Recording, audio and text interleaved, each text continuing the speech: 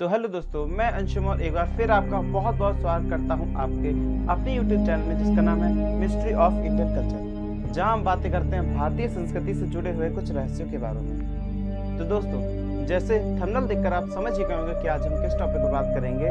तो चलिए, आपका ज़्यादा टाइम ना वेस्ट करते हुए हम इस वीडियो को स्टार्ट करते हैं। लेकिन इससे पहले कि हम वीडियो को स्टार्ट करें, वीडियो को लाइक कीजिए, चैनल को सब्सक्राइब कीजिए और साथ ही बेल आइकन के बटन को भी प्रेस कर दीजिए ताकि फ्यूचर में आने वाली सभी नोटिफिकेशन आपको सबसे पहले मिले। महाभारत के युद्ध की समाप्ति के बाद सभी पांडव सात शरीर स्वर्ग गए थे। स्वर्ग अर्थात हिमालय के किसी क्षेत्र में जहां इंद्रादि का राज्य था।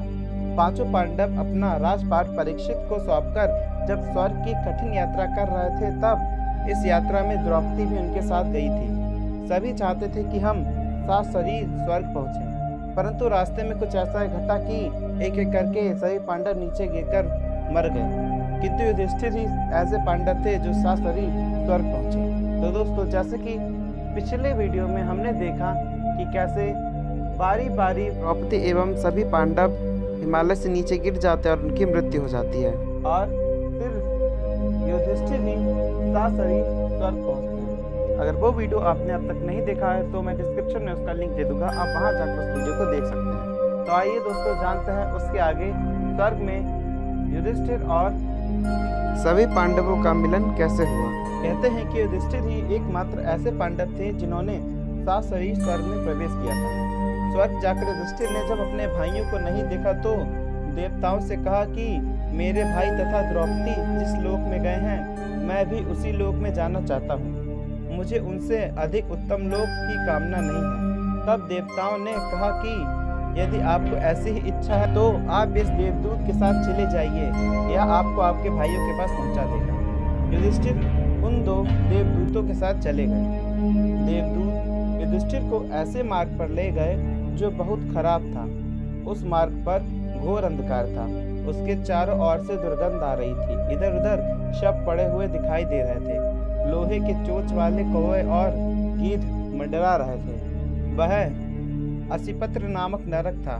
वहां की दुर्गंध से परेशान होकर युधिष्ठिर ने देवदूत से पूछा कि हमें इस मार्ग पर और कितनी दूर चलना है और मेरे भाई कहाँ हैं। युधिष्ठिर की बात सुनकर देवदूत बोले कि देवताओं ने कहा था कि जब आप थक जाए तो आपको हम वापस स्वर्ग ले आए। यदि आप थक गए हो तो हम पुनः लौट चलते हैं। कुछ सोचकर युधिष्ठिर ने ऐसा ही करने का निश्चय किया। लेकिन जैसे ही युधिष्ठिर वापस लौटने लगे तो उन्हें दुखी लोगों की आवाज सुनाई दी। वे युधिष्ठिर से कुछ देर वहीं रुकने के लिए कह रहे थे। कहते रहे थे कि हे कुंती नंदन, आपके आने से हमें सुकून मिला है, अतः आप कुछ देर और यहीं रुक जाएं। युधिष्ठिर ने जब उनसे उनका परिचय जाना तो उन्होंने कर्ण, भीम, अर्जुन, नकुल, सहदेव व द्रौपदी के रूप में अपना परिचय दिया। यह सुनकर युधिष्ठिर को बहुत दुख हुआ और सोचने लगे कि मेरे भाइयों और द्रौपदी ने ऐसा कौन सा पाप किया था जो उन्हें इतना घोर नरक देखना पड़ रहा है। बहुत दुखी होकर युधिष्ठिर ने उन देवदूतों से कहा कि तुम पुनः देवताओं के पास लौट जाओ, क्योंकि मेरे यहाँ रहने से यदि मेरे भाइयों को सुख मिलता तो मैं इस दुर्गम स्थान पर ही रहूंगा। देवदूतों ने यह बात जाकर देवराज इंद्र को बता दी। युधिष्ठिर को उस स्थान पर अभी एक मुहूर्त बीता ही था कि सभी देवता वहां आ गए। देवताओं के आते ही वहां सुगंधित हवा चलने लगी, मार्ग पर प्रकाश छा गया। तब देवता इंद्र ने युधिष्ठिर को बताया कि तुमने अश्वत्थामा के मरने की बात कहकर छल से द्रोणाचार्य को उनके पुत्र की मृत्यु का विश्वास दिलाया था। इसी के परिणाम स्वरूप तुम्हें भी छल से ही कुछ देर के लिए नरक के दर्शन करने पड़े। अब तुम मेरे साथ स्वर्ग चलो, वहां तुम्हारे भाई व अन्य वीर पहले ही पहुंच गए हैं। देवराज इंद्र के कहने पर युधिष्ठिर ने देव नदी गंगा में स्नान किया। स्नान करते ही उन्होंने अपना मानव शरीर त्याग करके दिव्य शरीर धारण कर लिया।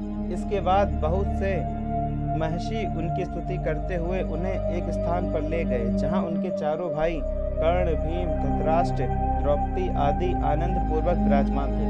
युधिष्ठिर ने वहां भगवान श्री कृष्ण के दर्शन किए। अर्जुन उनकी सेवा कर रहे थे। युधिष्ठिर को आया देख श्री कृष्ण व अर्जुन ने उनका स्वागत किया। युधिष्ठिर ने देखा कि भीम पहले की तरह ही शरीर धारण किए वायु देवता के पास बैठे हैं। कर्ण को सूर्य के समान स्वरूप धारण किए बैठे देखा। नकुल व सहदेव अश्विनी कुमारों के साथ बैठे थे। देवराज इंद्र ने युधिष्ठिर को बताया कि ये जो साक्षात भगवती लक्ष्मी दिखाई दे रही हैं, इनके अंश से ही द्रौपदी का जन्म हुआ था। इसके बाद इंद्र ने महाभारत युद्ध में मारे गए सभी वीरों के बारे में युधिष्ठिर को विस्तार पूर्वक बताया। इस प्रकार युधिष्ठिर ने अपने भाइयों व अन्य संबंधियों को वहां देखकर बहुत प्रसन्न हुए। तो दोस्तों, कैसे लगी आपको हमारी आज की वीडियो, कमेंट बॉक्स में जरूर बताइएगा। तो अभी के लिए बाय बाय, मिलते हैं अगले वीडियो में।